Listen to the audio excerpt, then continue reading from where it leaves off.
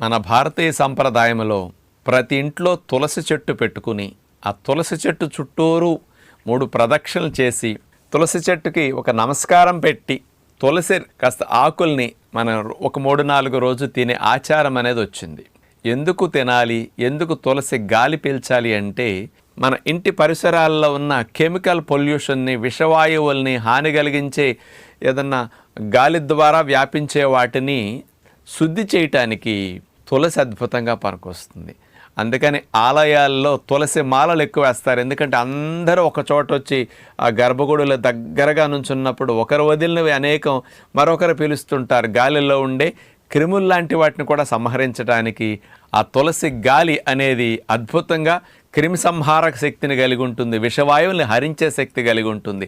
భోపాల్లో విషవాయువులు వచ్చి ఎంతోమంది ప్రాణాలు కోల్పోయినప్పుడు తులసి పుల్లలతో హోమం చేసే ఇంట్లో